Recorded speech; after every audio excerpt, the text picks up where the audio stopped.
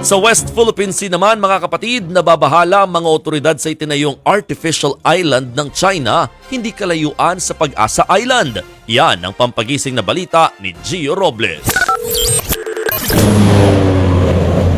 Mula sa Pag-asa Island, ang pinakamalaking okupadong isla ng Pilipinas sa West Philippine Sea, lumipad kami sakay ng eroplano ng BIFAR patungo sa Subi o Zamora Reef.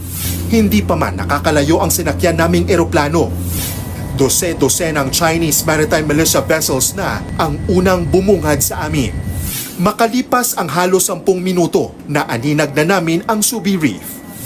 Mula sa dating kumpol ng mga bato at bahura na nakalubog sa dagat noong 2012, malaki na ang pinagbago nito mula nang simulan ng China ang reclamation noong 2014. 100 feet above sea level tayo at mula nga sa sinasakyan nating aircraft itong BIFAR ay tanaw natin yung malasyudad na artificial island na itinayo ng China sa Subi o Zamora Reef. May mga nagtataasan ng gusali, runway, mga radar, mga warehouse at aircraft hangar at mga warship ng China na nakadaong sa itinayong pantalan sa isla.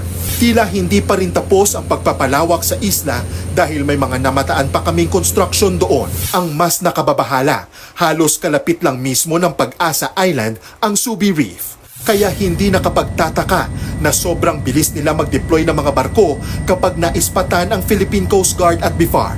Matapos nga yung ating aerial mission ay nagsagawa naman ng maritime patrol itong barko ng BIFAR sa mga sandy cay o sandbar malapit sa Pag-asa Island at ilang oras pa lang tayo naglalayag ay binabaan na tayo nitong rubber boat ng barko ng China Coast Guard. Bukod sa bumuntot na Chinese rubber boat na ito, pinaalis pa ng mga tauhan niya ng aming barko.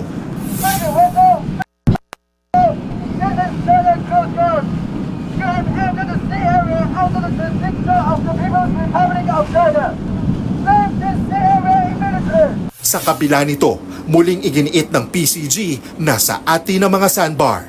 So as far as the Philippine government is concerned, we are still ensuring na mapapatulyahan natin ito. Wala pa namang katotohanan yung sinasabing Chinese have already taken control of this sandy cay. Bukod naman sa nagkalat na militia vessels, namataan din ng BIFAR ang monster ship at survey ship ng China na umaaligid pa rin sa Escoda Shoal na pasok sa 200 nautical miles EEZ o Exclusive Economic Zone ng Pilipinas. Inaalam pa ng PCG kung ano ang pakay nila roon.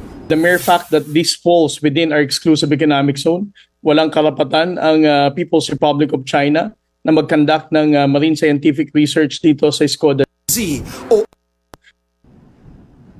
Ang pampagising na balita ni Gio Robles.